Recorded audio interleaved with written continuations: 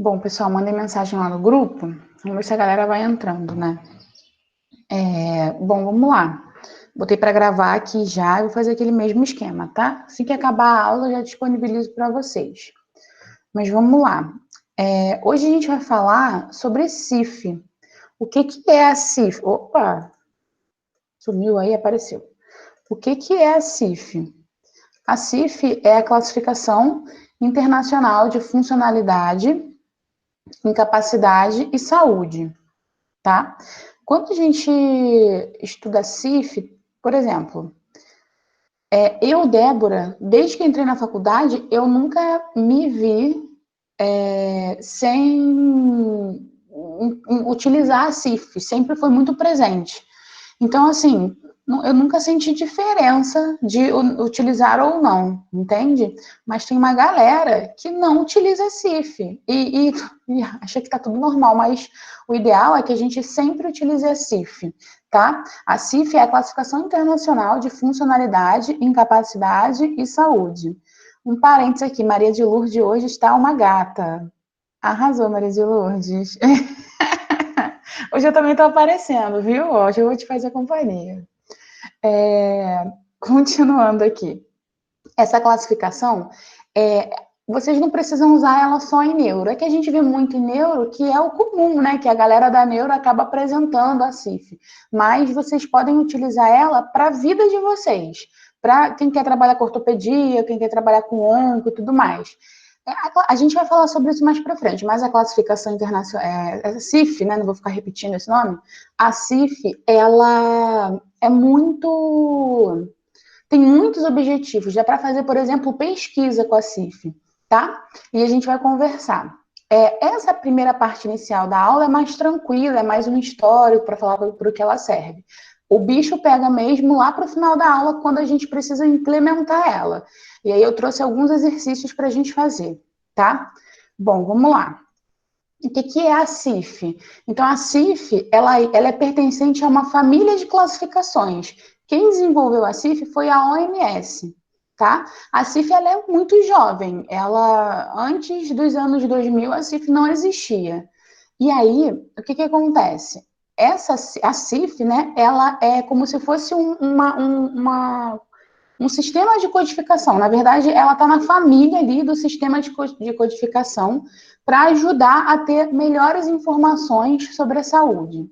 Então, só para a gente poder entender mais ou menos.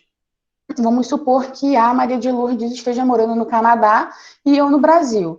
E aí eu tenho um paciente que vai morar no Canadá. Eu vou falar assim, ô Maria de Lourdes, é o seguinte, minha paciente está indo morar no Canadá, eu já te indiquei. Eu vou fazer um relatório da CIF para você saber exatamente o que essa paciente tem.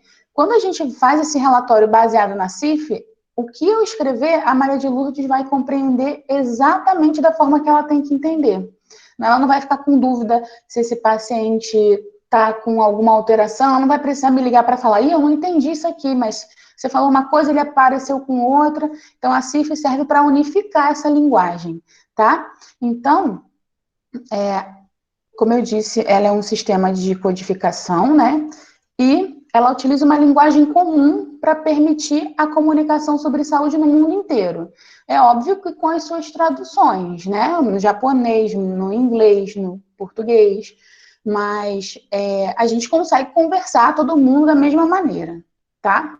Então, a CIF é bem legal e é muito legal que vocês já estejam vendo isso na faculdade. Como eu disse, tem uma galera que fora, que não entendeu, não estudou CIF, e quando vai bolar um plano de tratamento para o paciente, não consegue. E aí, ou então bola um plano de tratamento que nada tem a ver com função, estrutura, atividade, participação, que é o que a gente vai ver, tá? Mas, antes da gente entender como aplicar a CIF, se eu fosse falar para vocês aqui, gente, a CIF é assim, assim, assada, a aula ia durar 5 minutos. A gente precisa entender como que ela aconteceu, como que tudo aconteceu para chegar onde a CIF está hoje. Então, lá em 1976, a OMS fez o ICIDH, tá? Que era uma classificação que que tinha categorias de deficiência, incapacidade e desvantagem. Só que, pensem só, eu falar que uma pessoa é deficiente, incapaz, está na desvantagem, isso não pega legal, né? Imagina, você é incapaz de fazer determinada coisa. Você não é incapaz, você às vezes só não tem os equipamentos, entre aspas, necessários para realizar uma determinada atividade. Então, esse termo incapaz não era visto com bons olhos, principalmente nos dias atuais, tá? Então, essa escala foi utilizada durante um tempo e ela foi traduzida aqui para o Brasil como Classificação Internacional das Deficiências, Incapacidades e Desvantagens, que foi chamada de CIDID, tá? E ela tinha esses pontos frágeis aí, e ela não observava aspectos sociais e ambientais, que fazem muita diferença na CIF, tá? E aí, né, eu não vou falar sobre isso porque a gente vai acabar entrando em saúde pública, mas para utilizar essa classificação antigamente, a galera tinha que ter carteira de trabalho assinada, né? Só tinha acesso à saúde antigamente quem tinha carteira de trabalho assinada. Quem não tinha dependia das Santa Casas, sabe? Santa Casa de Misericórdia do Rio de Janeiro. Quem tinha acesso era uma casa filantrópica de saúde. Então, quem tinha acesso a essas casas era a galera que não tinha carteira de trabalho. Depois de um tempo, isso mudou e tal. A pessoa podia pagar também, mas hoje em dia está tudo mais organizado, a gente tem acesso, a saúde é um direito de todos e um dever do Estado, né? Enfim. Então, a gente, hoje em dia, está muito mais tranquilo da gente conversar.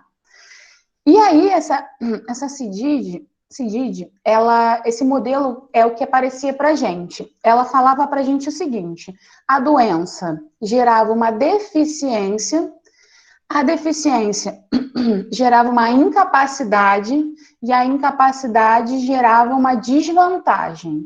Hoje a gente vê que não é bem assim que funciona, tá? Será que o indivíduo deficiente ele é incapaz de fazer alguma coisa? Negativo, a gente sabe que não é assim que funciona. Ele está em desvantagem só porque ele é incapaz? Não, tá? Então, nesse modelo desse modelo de CIDID, a gente tinha essas nomenclaturas, que a doença, ela gerava uma deficiência e essa deficiência, ela tinha uma repercussão imediata sobre o corpo, ou era, o que era essa deficiência? Perda ou anormalidade de estrutura, função psicológica, fisiológica, estava perdendo alguma coisa, tá? Poderia ser temporário ou permanente. Um exemplo é uma amputação, tá? Vamos levar a amputação como uma deficiência, tá? Nessa época aí, 1980. Essa deficiência gerava uma incapacidade. Essa incapacidade é a redução ou falta de capacidade de realizar uma tarefa num padrão normal. Então, se o cara é amputado, ele não conseguia correr, tá? Porque ele não tem a perna, beleza? E essa incapacidade levava a uma desvantagem, que é o prejuízo para esse indivíduo resultante da deficiência dele, tá? E isso impedia o desempenho desse indivíduo de acordo com a idade, sexo, fator cultural, fator social. Então, ele estava em desvantagem por ele ser amputado. Muita gente ainda entende o processo de saúde e doença, principalmente o processo de doença, dessa forma, tá? Até talvez vocês, antes de ouvir falar de CIF, podem pensar dessa forma, mas hoje o modelo de saúde ele é diferente, tá? E a gente vai entender um pouquinho mais à frente. Então, olha só, aqui a gente consegue ver bem a diferença. Aqui em cima é a CIDID, tá?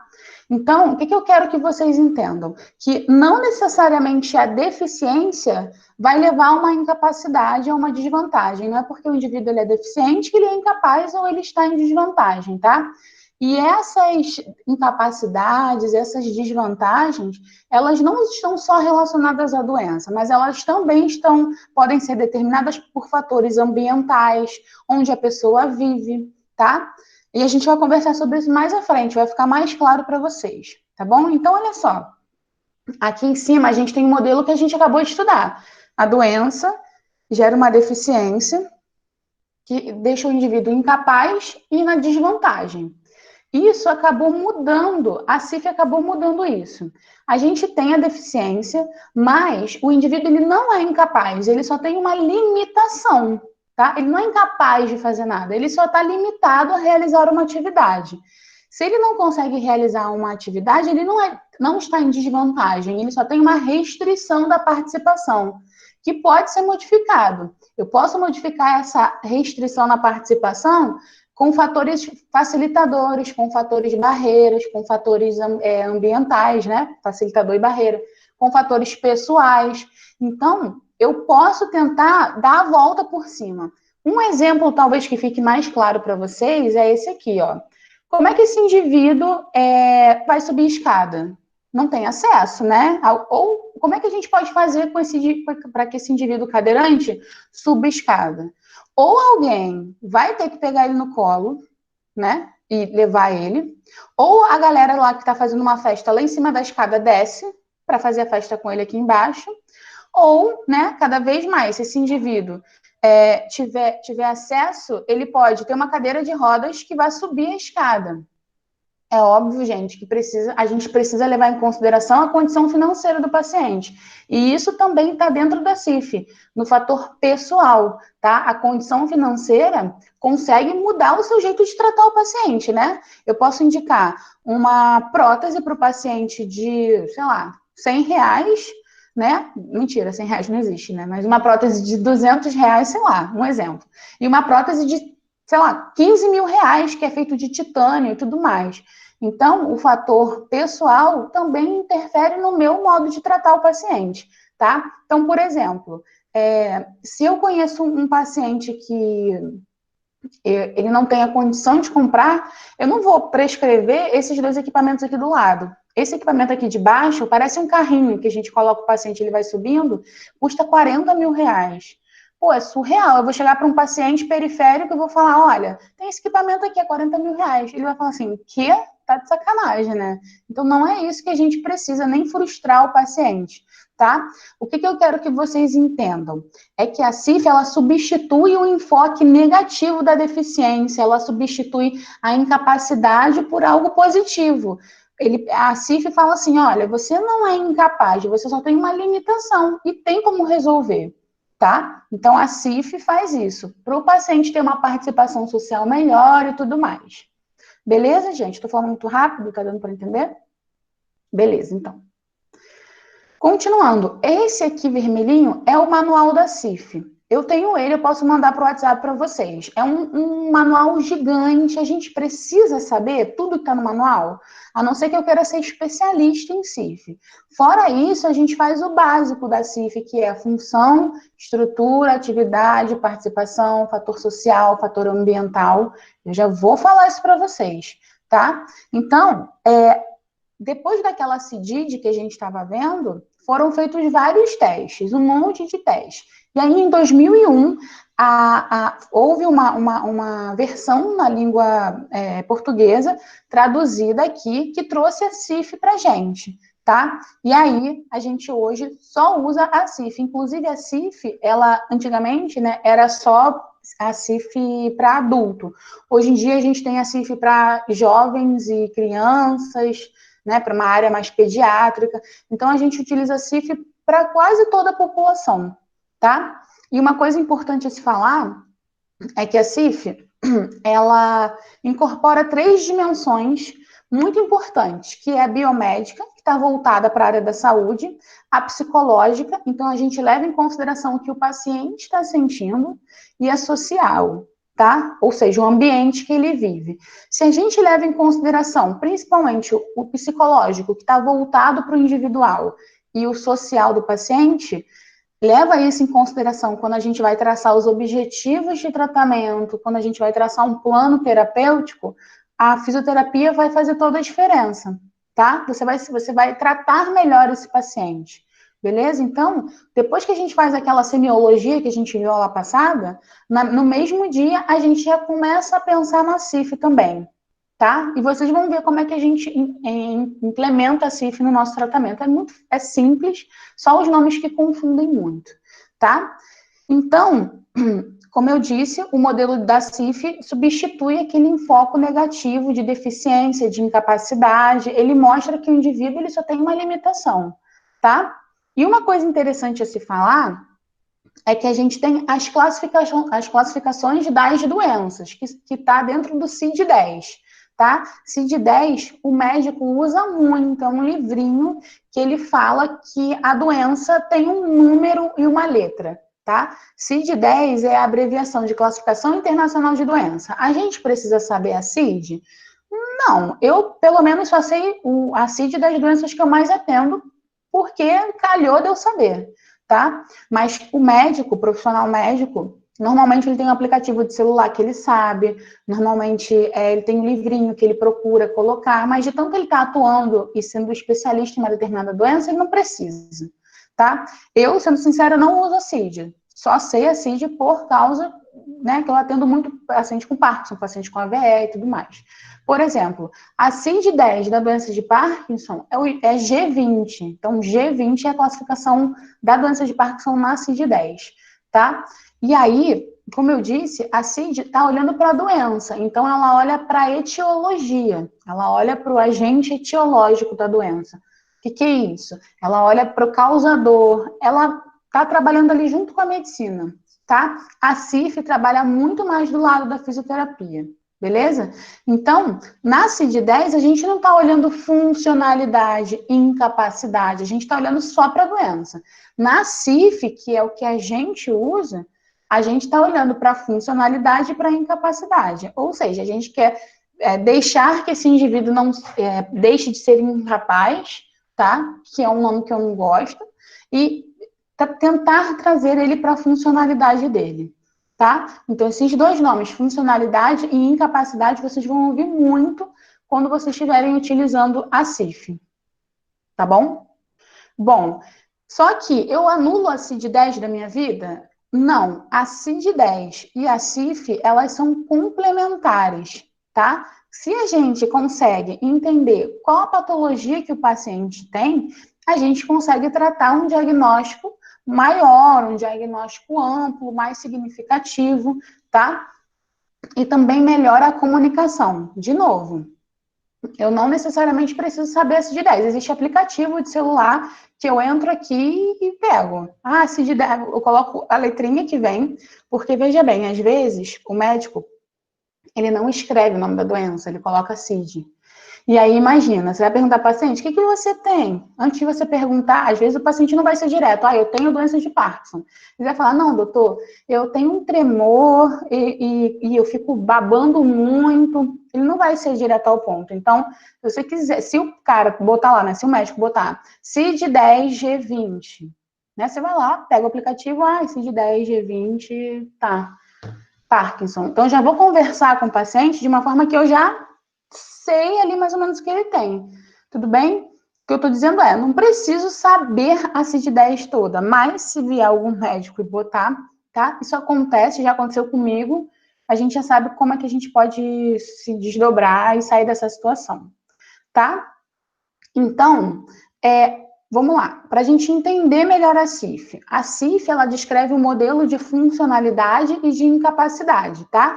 Está relacionado sempre à condição de saúde do indivíduo, o que aquela pessoa pode ou não pode fazer durante a sua vida diária, tá? E eu levo em consideração estruturas, funções orgânicas, limitações de atividade, essa pessoa está na cadeira de rodas, não está, ela é amputada, ela não é, tá? Então, quando a gente fala de CIF, eu estou falando de funcionalidade dentro da função, estrutura, atividade e participação.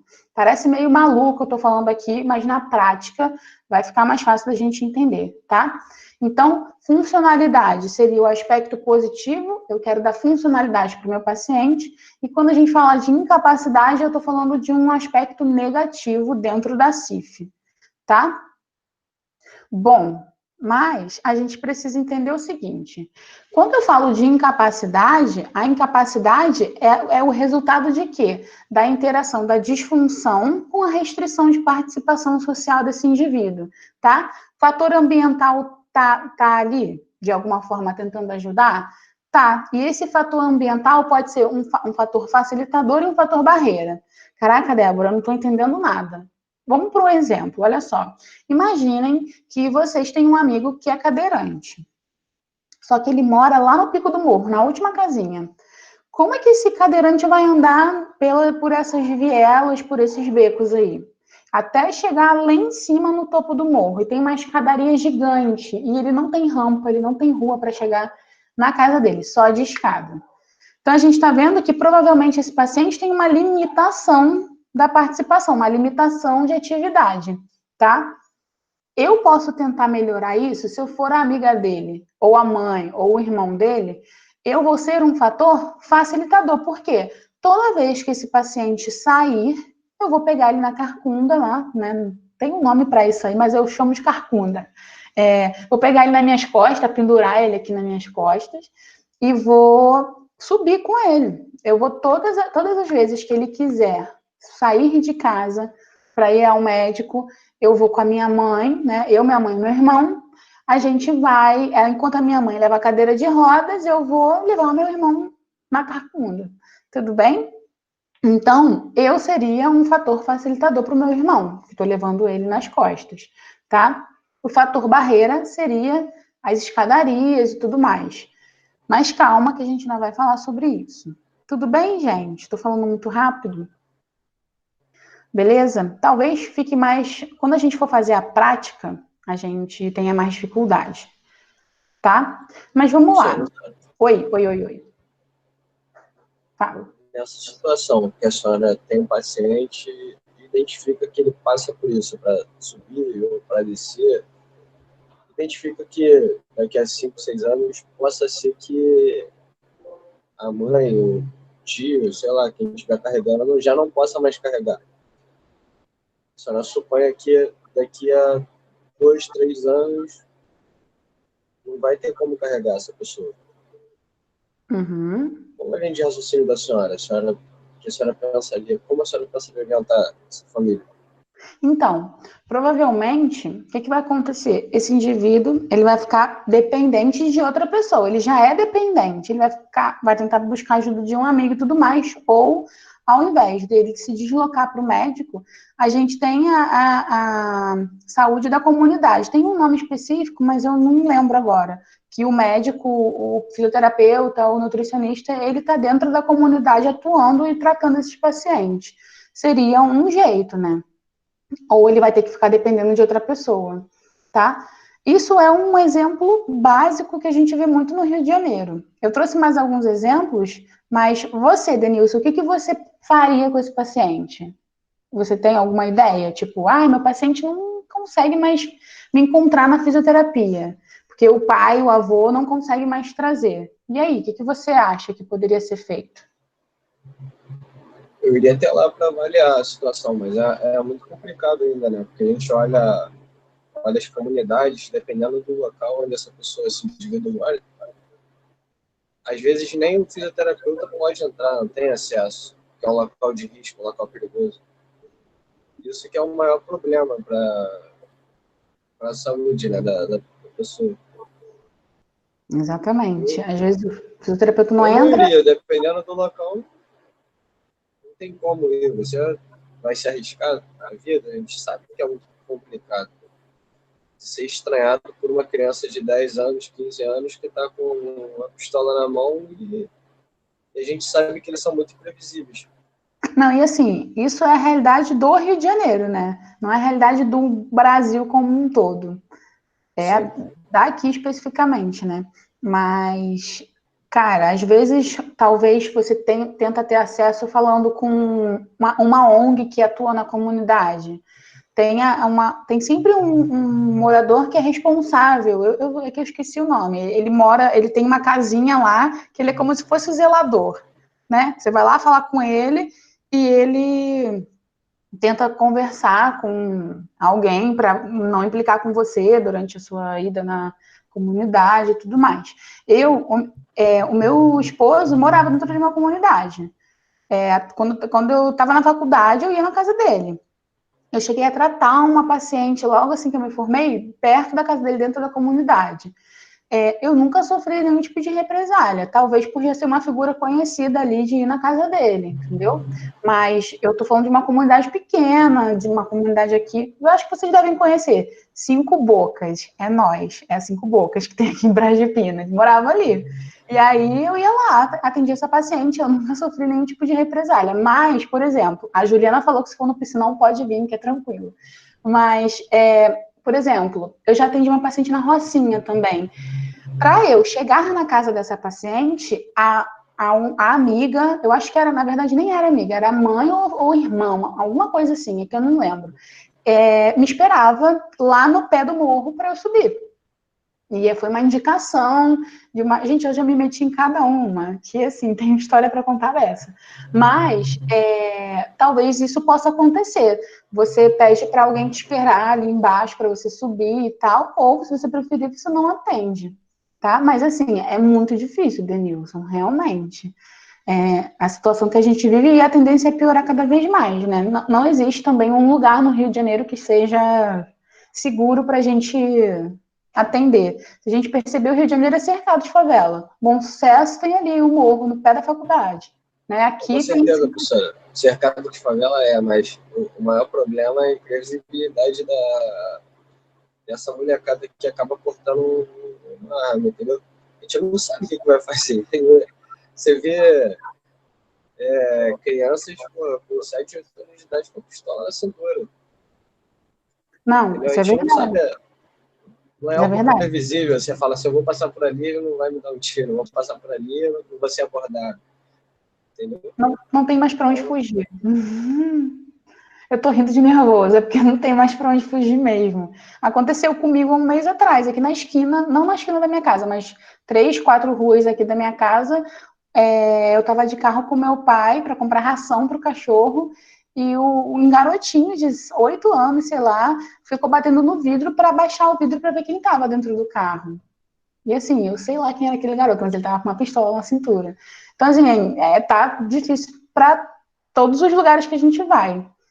Mas, enfim, tem que ter um jeito de resolver isso, né? Então, existem algumas maneiras de ou a pessoa te esperar e você ir com ela, ou a própria atuação da medicina dentro da comunidade. Quando eu falo medicina, não é o médico, medicina em geral, tá? Enfim, o governo deveria ter planos de atuação, né? Inclusive, quando a gente trabalha na unidade básica, na atenção primária, né? O fisioterapeuta ele pode atuar na atenção primária, secundária e terciária. Não sei se vocês já tiveram aula disso. Mas quando o fisioterapeuta atua na atenção primária, ele pode, por exemplo, estar ali dentro da comunidade dando palestras sobre doenças, autoexame, enfim.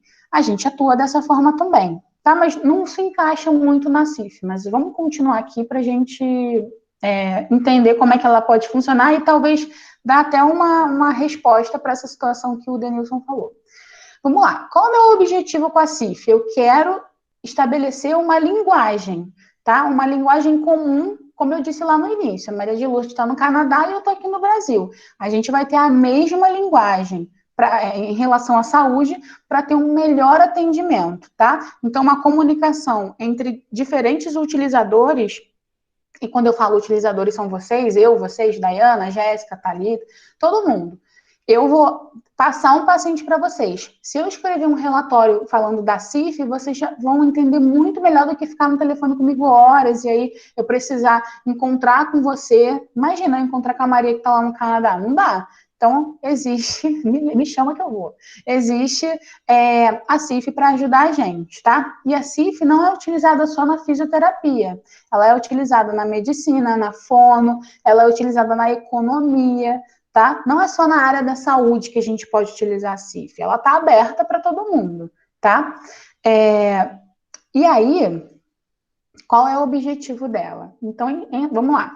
A CIF permite comparação entre dados, de dados entre países. Então, será que nos Estados Unidos os indivíduos têm um AVE? Qual é a condição desse AVE? É melhor ou pior do que no Brasil? A gente sabe lá que o AVE é muito melhor, né? O cara se recupera muito mais rápido. Quem diz isso para a gente é a CIF, tá? Ela proporciona essa codificação para a gente ter uma melhor informação de saúde.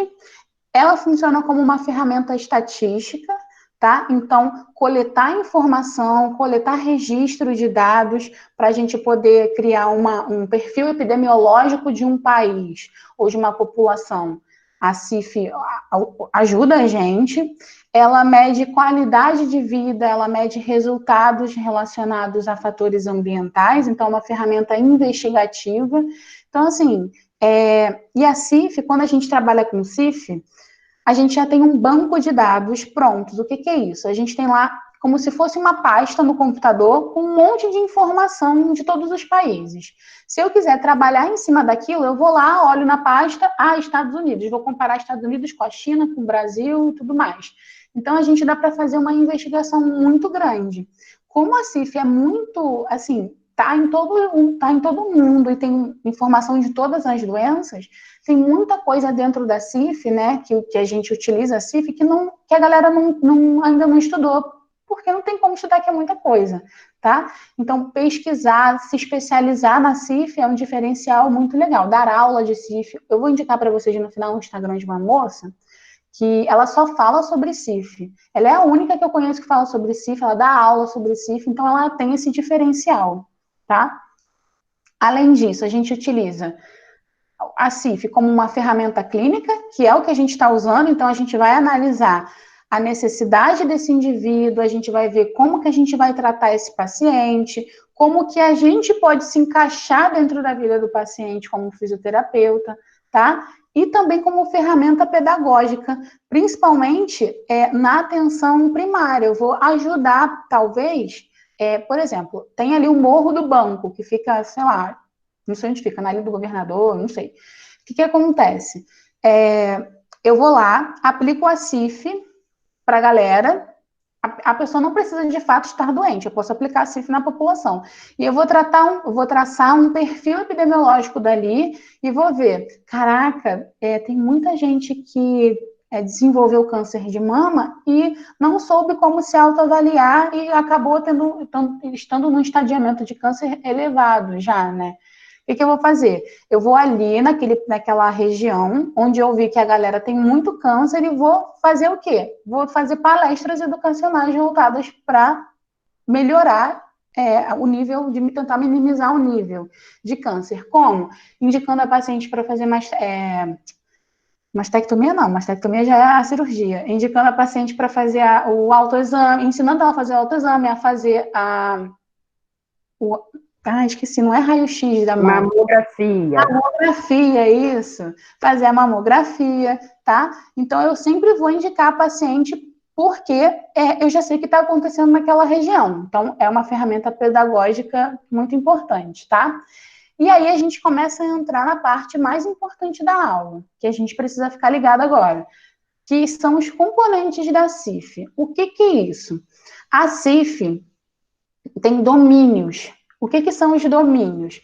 São os descritores. Como assim? Quando a gente fala dos domínios, de descritores e tudo mais, a gente tem, principalmente, função e estrutura do corpo, atividade e participação, tá? Então, a gente vai começar a descrever o que a gente vê no paciente, tudo bem? Como é que a gente vai fazer isso? Isso aqui parece ser meio difícil de olhar, mas isso aqui é a interação entre os componentes da CIF. Então, olha lá. Eu tenho aqui uma condição de saúde, ou um transtorno, ou uma doença, enfim, minha condição de saúde. Minha condição de saúde está atrelada à minha atividade. Tá vendo que as setinhas elas vão se comunicando aqui? Minha condição de saúde está atrelada à minha atividade. A minha atividade está relacionada à minha participação na sociedade e também à minha função e estrutura corporal. Ou seja, dependendo da minha função e minha estrutura corporal, eu vou conseguir fazer uma boa atividade e, se eu faço uma boa atividade, eu vou fazer ou não uma boa participação, tá? Como assim, Débora? Por exemplo, se eu sou uma amputada e eu não sou protetizada, a minha atividade que eu gostaria de fazer é andar. Só que eu não consigo andar e eu sou jogadora de futebol. Será que eu vou conseguir jogar futebol? Eu não sou protetizada, mas eu não sou protetizada, então não, né? Eu não tenho dinheiro para comprar prótese, eu sou amputada. Se a minha função está alterada, a minha atividade está alterada também, que é o quê? Andar. E a minha participação na sociedade, que eu amo jogar futebol, vai estar alterada? Vai, tá? Só que isso pode ser modificado por fatores ambientais e fatores pessoais. Os fatores ambientais são os facilitadores ou os barreiras, tá? O barreira pode ser, por exemplo, que eu sou amputada, não consigo correr, não consigo jogar futebol, e para piorar minha situação, eu moro num lugar que eu preciso descer muitas escadas e não tenho equilíbrio para isso. Isso é um fator barreira que vai me deixar mais ainda em casa. Agora, o meu fator facilitador poderia ser assim, mas eu tenho um amigo que é rico, eu conheço o Neymar e ele vai pagar minha prótese. Pô, significa que eu vou conseguir reverter toda essa cadeia ali, né? De ficar em casa, não conseguir sair e tudo mais, tá? E o meu fator pessoal pode ser que eu tenho muita fé que o Neymar vai chegar e vai me dar essa prótese hoje. Então, o fator pessoal está relacionado ao indivíduo em si, é uma coisa social dele, pessoal dele, tá? Para ficar mais fácil, eu trouxe aqui alguns exemplos, olha lá. Então, esse slide aqui, em nome de Jesus, vamos entender ele, olha só. Função do corpo são as funções fisiológicas, tá? Quais são essas funções fisiológicas ou psicológicas? Eu vou sempre puxar a sardinha para neuro, mas tenta entender isso de uma maneira geral, tá? Função do corpo pode ser tônus, força, equilíbrio, visão, amplitude de movimento, sensibilidade, é a função do corpo, tudo bem? Estrutura é a parte anatômica, tá? Pode ser o cérebro, pode ser a perna, o pé, o membro inferior, tá? Pode ser o membro superior, é a estrutura corporal. Tudo bem? Função, estrutura? Estrutura é a área do corpo e função pode ser o que essa área do corpo faz ou o que está deficiente não, o que está sem ali uma atuação correta, tudo bem?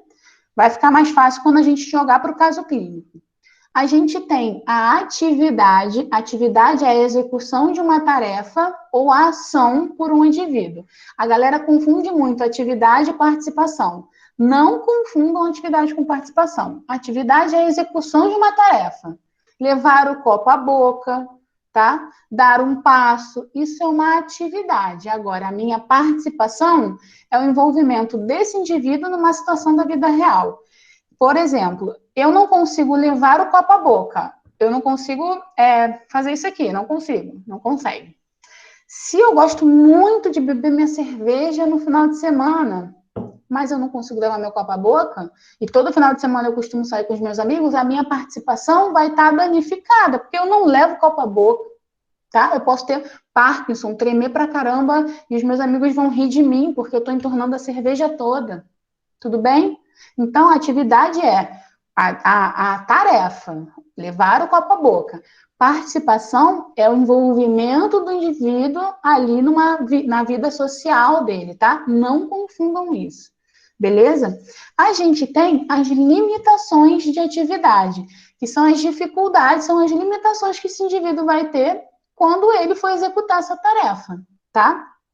E aí, a gente tem as restrições de participação. Então, quando a gente fala de restrição de participação, a gente está falando um problema que esse indivíduo pode ter quando ele for atuar ali na vida real. Então, por exemplo, eu não estou jogando futebol porque eu sou amputada, eu não tenho prótese. Então, a minha restrição de participação eu não tenho a prótese para jogar o futebol. Tudo bem? E a gente tem também os fatores ambientais. Esses fatores ambientais, eles podem ser barreira ou facilitador. O próprio nome já diz, barreira é algo que não está te ajudando a realizar essa atividade.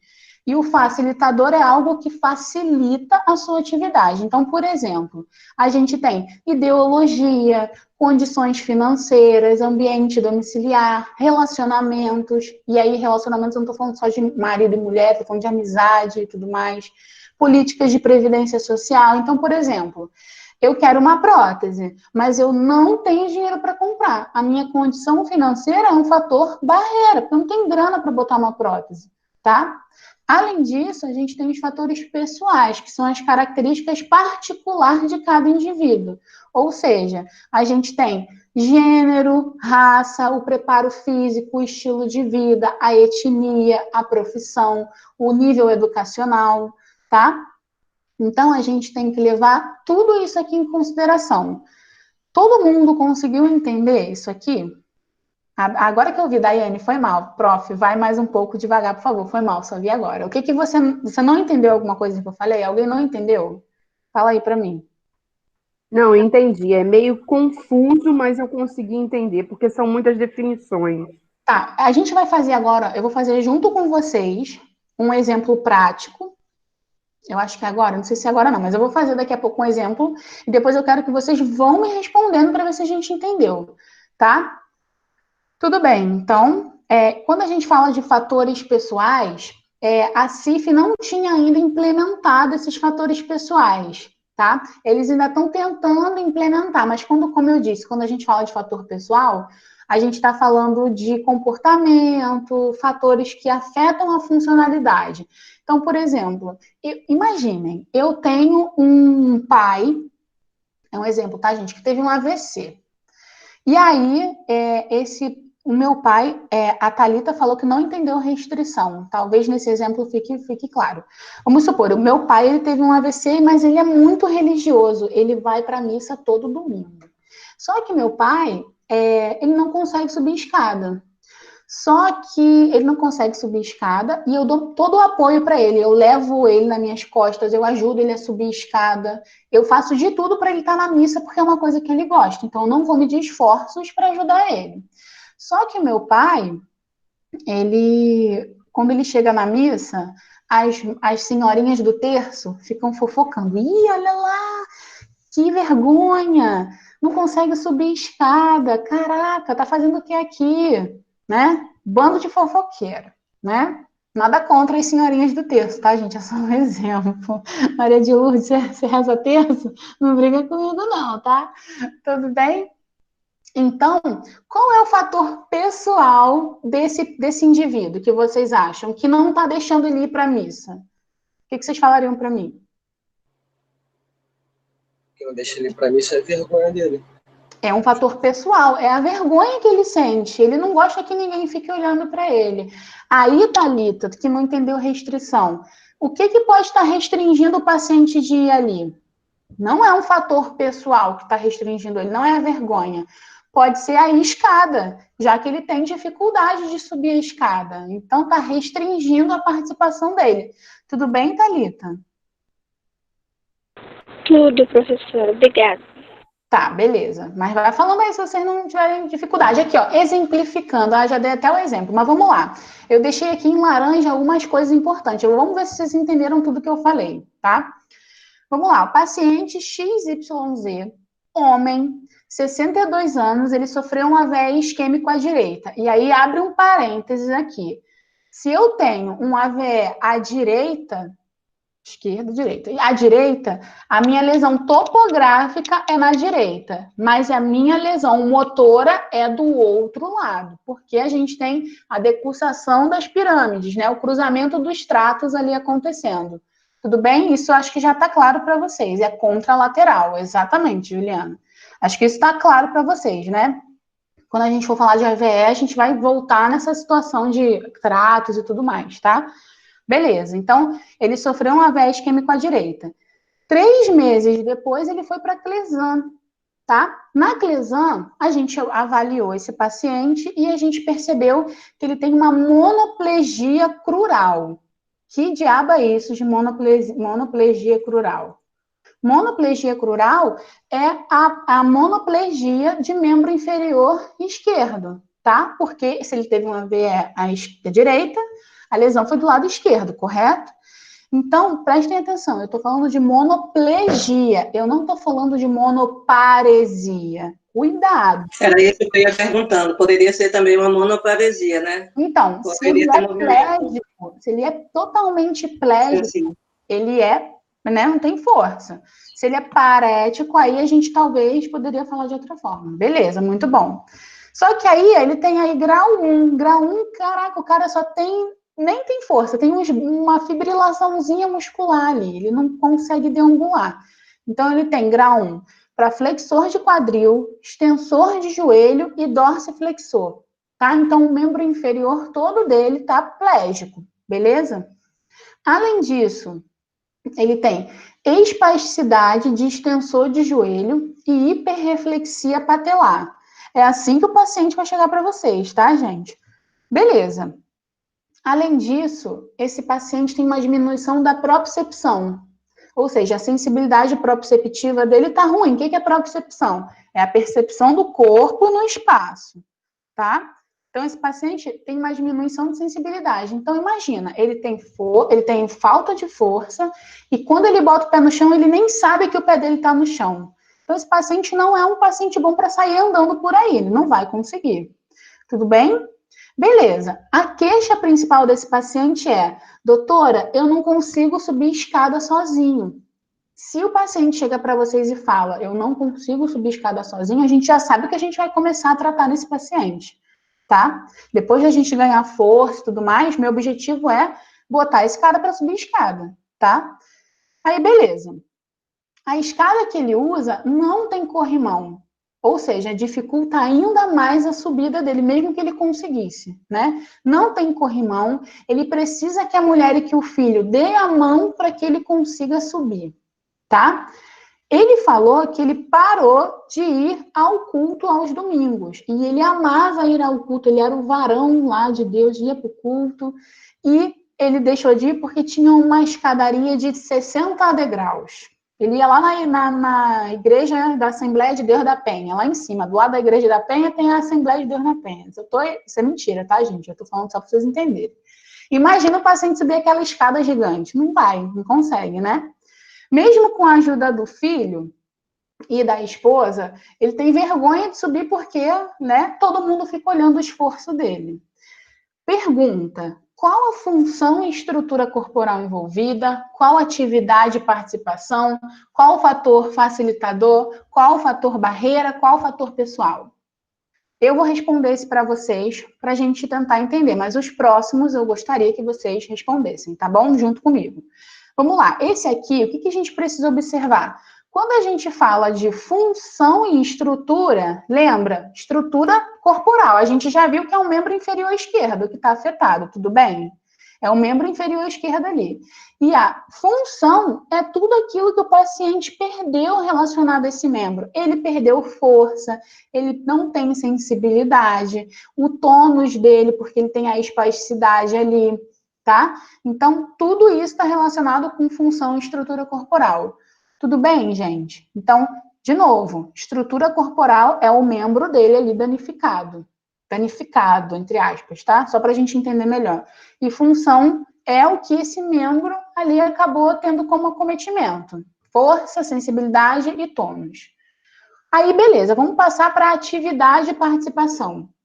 A atividade, não confundam com participação. Atividade seria o indivíduo realizar uma tarefa. A tarefa que esse indivíduo quer realizar é subir e descer escadas, tá? Mas a participação dele na sociedade é o quê? Ele quer subir e descer escada para quê? Para ir para o culto, tá? Então, a atividade, ele quer subir e descer a escada e a participação é ir para o culto, mas para ir para o culto ele precisa também subir e descer a escada. Tudo bem? Além disso, a gente tem os fatores ambientais. E aí, nem sempre, num caso clínico, vai existir fator ambiental, facilitador e barreira. Às vezes não vai existir. Às vezes só vai ter o fator facilitador, às vezes só vai ter o fator barreira, tá? Nesse caso, ele tem um fator facilitador. O filho e a esposa estão ali querendo ajudar ele, de alguma forma, tá? Então, ainda que ele tenha esse tipo de monoplegia crural, fraqueza e tudo mais, ele ainda conseguiria ir ao culto porque tem a família ajudando de alguma forma, tá? Ele está sendo dependente da família, ele não está sendo independente, mas ele tem a família ajudando, beleza? E quando a gente fala de fator pessoal, nesse caso tem, que é o quê? A vergonha dos olhares, da galera olhando para ele. Tudo bem, gente, ou não? Maria de Lourdes falou que tá tudo bem. Tá tudo bem aí com vocês também?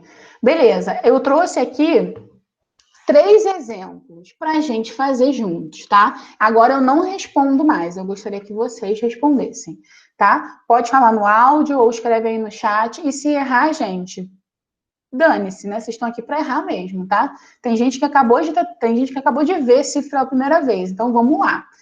Vamos lá, paciente Chuchu, 28 anos, homem, sofreu uma lesão do nervo fibular. E um parênteses aqui. Percebam que, para eu entender a CIF, eu não preciso, de fato, estar entendendo nenhuma doença até agora.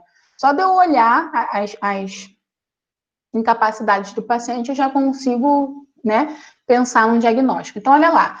Paciente Chuchu, 28 anos, Daiane falou eu. O que é eu, Daiane? O que você não entendeu? Você entendeu? Não entendeu? Fala aí. Eu entendi, é eu que estou vendo a CIF pela primeira vez. Já percebeu que eu sou meio maluca, né? Mas vamos lá. Paciente Chuchu, homem, 28 anos, sofreu lesão do nervo fibular no membro inferior esquerdo. Nervo fibular, a gente está falando aí, né, de uma lesão periférica, tá?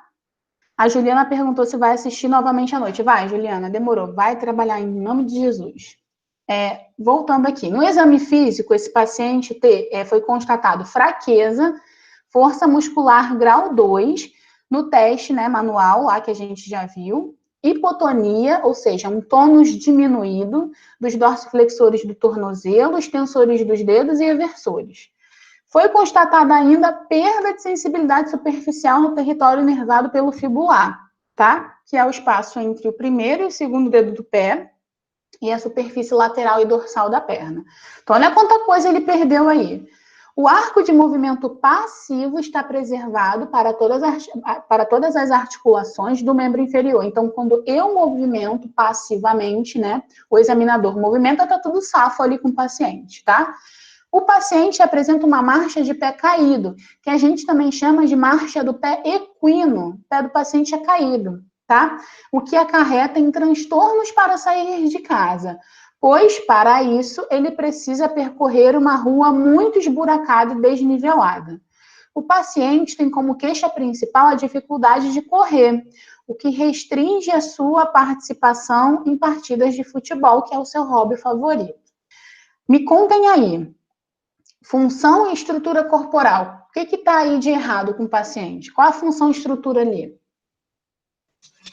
A fraqueza muscular, o tônus, né, a hipotonia, pelo menos até agora eu estou pegando por parte. Beleza, Maria, mas isso é o quê? A estrutura ou a função? A função, que é a fraqueza muscular, né? Beleza. E qual é a estrutura cometida? Nervo fibular do membro inferior esquerdo. Show de bola. Eu poderia falar que é o nervo fibular, eu poderia falar que é o membro inferior esquerdo, eu poderia falar que é a região de pé, né, de tornozelo do paciente. Tudo bem, gente? Todo mundo conseguiu entender a estrutura ali que está sendo acometida ou alguém ainda não entendeu? Vocês responderam certo. Então, Débora, no oi. caso, a função que seria acometida seria a fraqueza e a hipotonia também? Fraqueza, a gente poderia botar força, tá?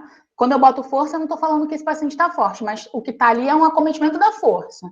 Hipotonia, a gente pode relacionar como hipotonia mesmo ou como tônus, tá? Ele está hipotônico. Mas só tem esses dois aqui, força e tônus. Vocês acham que tem mais alguma coisa ali? O que vocês acham? A sensibilidade também.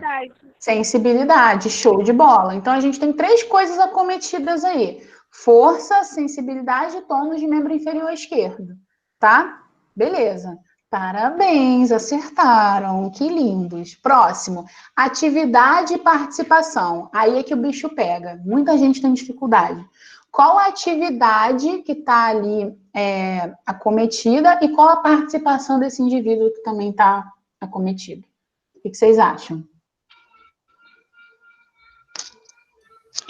A atividade seria a corrida e a participação no jogo de futebol?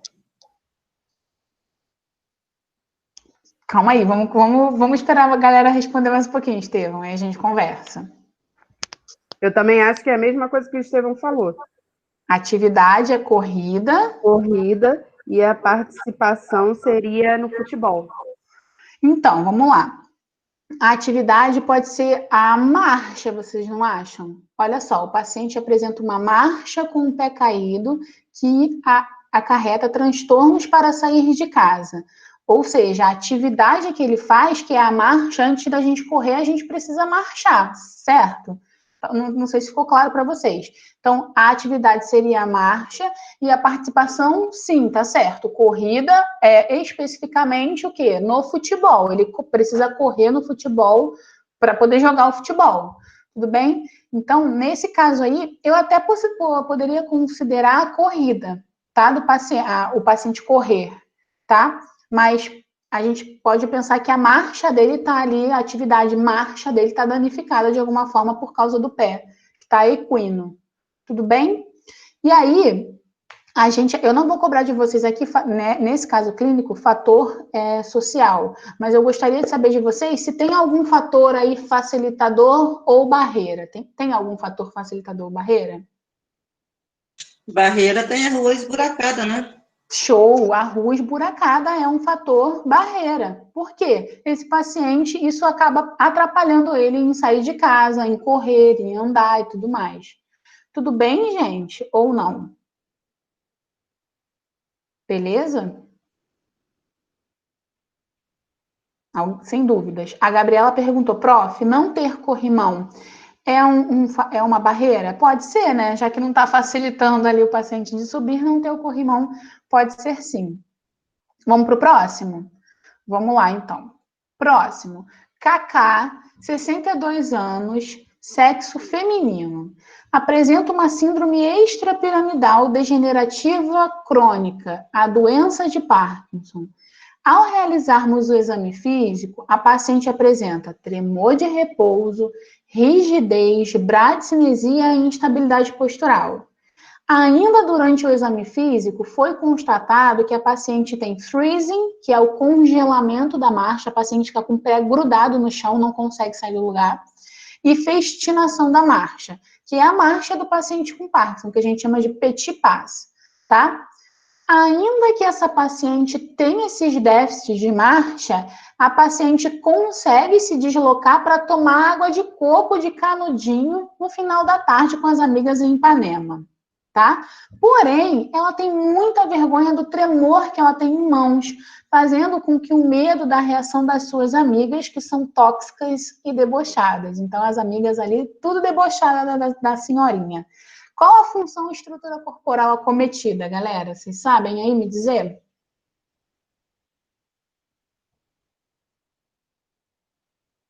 Não estou ouvindo, Maria de Lourdes. Não sabe? Eu ainda estou tirando os dados aqui.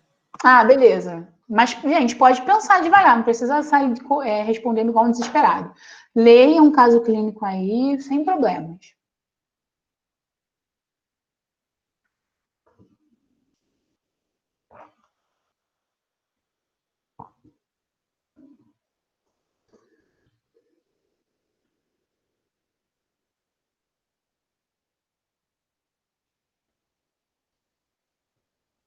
Percebam que eu foquei especificamente. A gente tem que entender o caso clínico como um todo, tá? O que está ali deixando ela, o que está fazendo com que ela tenha dificuldade de realizar determinada atividade? O que está ali acometido? No caso, eu acho que seria as mãos, né? O tremor, a rigidez que ela tem nas mãos. Todo mundo acha que é isso, gente? Maria de Lourdes, o que você acha? Acha que é isso? Eu concordo também. Concordo também. Então, vamos lá ver. Exatamente, o tremor de repouso, a rigidez, a bradicinesia está relacionado, são funções relacionadas ao membro superior. Eu poderia citar também a instabilidade postural, que está relacionada ao tronco dessa paciente, tá? Mas eu com certeza consideraria se vocês respondessem para mim membro superior. E as comorbidades de membro superior ali. Tudo bem? Então, ok, acertaram. Agora, qual a atividade que ela tem dificuldade e na participação, o que tem ali de dificuldade na participação? Essa tá mais fácil, hein?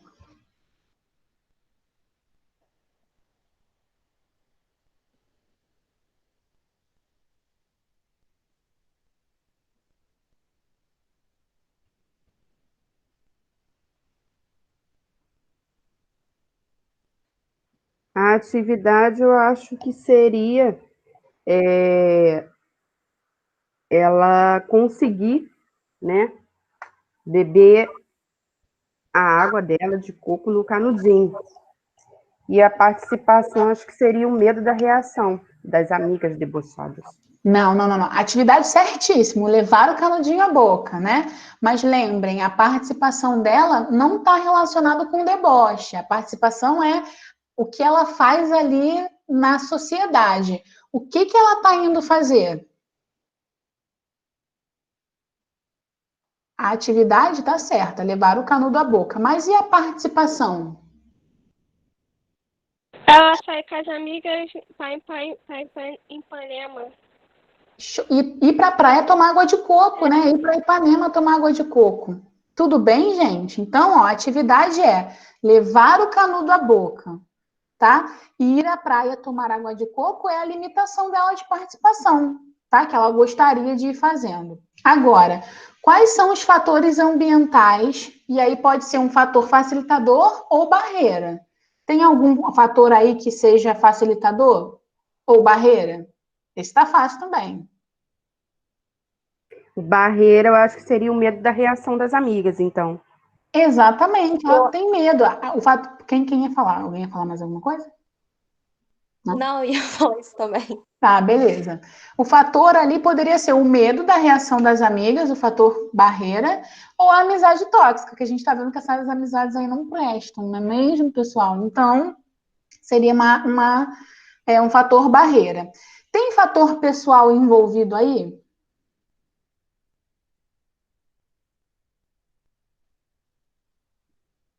O que vocês acham? Tem a vergonha, né, que ela tem de tremer. Gente, vocês são perfeitos, nunca erram. O fator pessoal é a vergonha dos julgamentos. Beleza? Vocês estão arrasando. Vamos lá para o próximo? Ai, quase que eu mostrei a resposta para vocês, meu Deus. Paciente, Loca, sexo feminino, 67 anos, sofreu um AVE isquêmico à direita há 7 meses, ficando com sequela motora. Atualmente, ao exame, a paciente apresenta monoparesia, espasticidade e hiperreflexia no membro inferior esquerdo.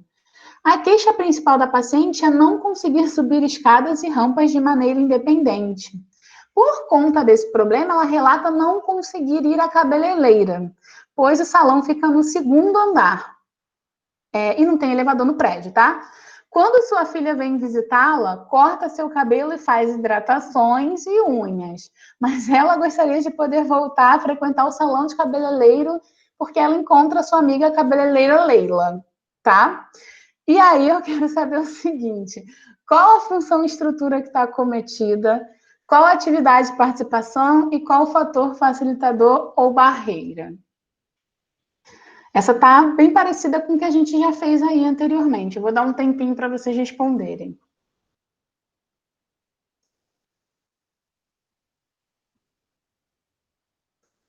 A estrutura é a monoparesia, a espasticidade e a hiperflexia dos membros inferiores esquerdos. Não, então vamos lá. A estrutura cometida, qual é? Membro inferior? Membro Inferior esquerdo. Membro inferior. Eu botei membro inferior, gente, escrito aqui, ou botei membro superior? Botou. Botei Inferior. membro superior, né? Então, a estrutura, eu botei como resposta aqui membro superior, porque eu achei que eu tivesse falado membro superior. Ah, não, tá certo, é membro inferior, tô ficando louca. Botei membro inferior esquerdo, exatamente.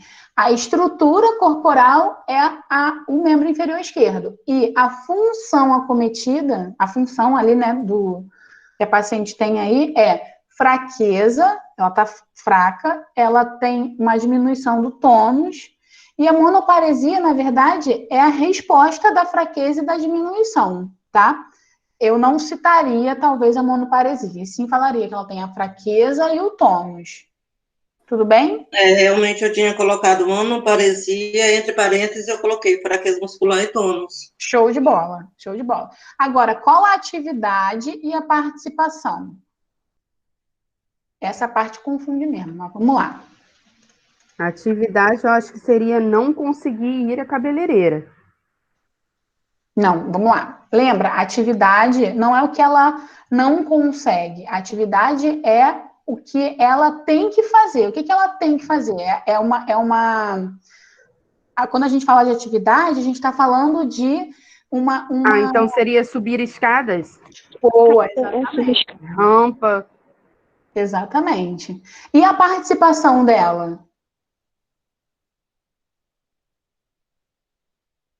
E a cabeleireira? Ir à cabeleireira, subir a escada para ir ao salão. Exatamente. Então, a atividade é subir escadas e rampas aí, caso tenha escrito rampa. Oi, gente, estou lendo o caso clínico errado. Oi, Jesus. Subir escadas e rampas. E no caso da participação, é subir escada para ir ao cabeleireiro. Cabeleireiro. Tudo bem? Qual o fator ambiental se tiver facilitador ou barreira? Tem alguém que facilita alguma coisa para ela? A filha dela que vem cortar o cabelo dela. Exatamente, a filha que corta seu cabelo, faz hidratação em unhas, beleza? Então, a gente tem o fator ambiental, nesse caso, a gente não tem a barreira, talvez a barreira seja... Essa barreira poderia ser a dificuldade de subir escadas. O fator barreira poderia ser... de não ter elevador, né? Pelo fato, realmente. Exatamente, pode ser não ter o elevador, tudo bem? Então, a gente consegue ver aí um monte de coisa. Beleza, pessoal? Todo mundo consegue. Alguém não conseguiu entender nada? Caraca, Débora, tu falou pra cacete, não entendi nada do que tu disse, difícil, porra, desiste, vou anotar sua demissão. Alguém não entendeu? A ponto de querer me demitir da faculdade? Que isso, até que essas atividades aqui, esses casos clínicos, fez esclarecer mais um pouco, porque se a gente fosse fazer sozinho, com certeza a gente teria dificuldade. Beleza. Tranquilo, né? Bom, o que eu deixo para vocês aqui? Tem um artigo, esse artigo aí, Classificação Internacional de Funcionalidade e Incapacidade. Posso mandar ele para vocês agora no WhatsApp. Ele é em português e ele é uma revisão de tudo que eu falei aqui. Ele explica direitinho o que a gente pode falar da CIF e tudo mais. Ele é muito legal, ele é em português. E tem esse Instagram aqui da Fernanda Guimarães Físio. Ela só fala, ela é doutora em saúde coletiva e ela só fala de CIF. Você entra no Instagram dela, tem lá tudo sobre CIF. É muito legal, uma pessoa assim que vale a pena seguir, tá? Vocês querem que eu deixe mais alguns casos clínicos para vocês irem resolvendo? Eu tenho uma lista de caso clínico de CIF. Eu fiz um teste numa faculdade uma vez de CIF, e eu tenho esse teste. Então, eu vou mandar para vocês, então, no WhatsApp, tá? Se vocês quiserem, quando resolverem um caso clínico, colocar no Classroom lá, eu vou corrigindo e a gente vai conversando. Beleza? Quem quiser colocar lá para corrigir, eu corrijo. Se você não quiser colocar, mas é bom para dar um feedback, né? Eu acho que vale a pena. Beleza, pessoal? Eu achei que essa aula fosse demorar muito mais, mas vocês mandaram bem, entenderam a atividade e participação, conseguiram entender a diferença entre tudo isso, tá? Alguém tem mais alguma dúvida?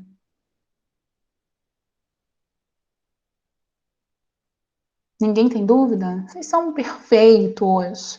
Então... Então, seguinte, eu vou encerrar a aula, eu vou mandar... eu vou disponibilizar a Fala, Maria de Lourdes. Ia falar alguma coisa? Eu vou disponibilizar a gravação para vocês. A aula já está disponível. Eu vou mandar esse artigo e vou mandar um testezinho de CIF para vocês, testarem aí o conhecimento da aula de hoje, tá?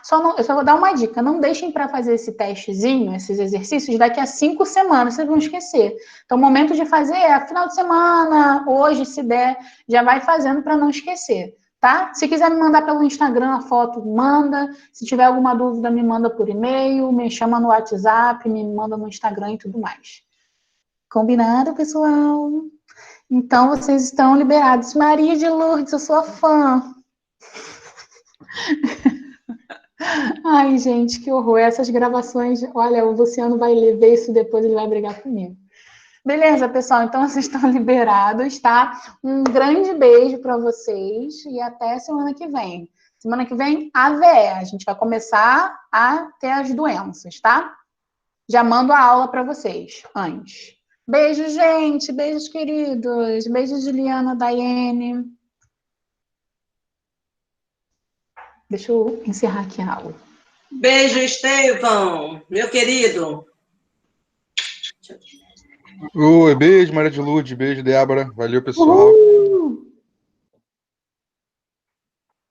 Maria de Lourdes, quero comer seu bolo.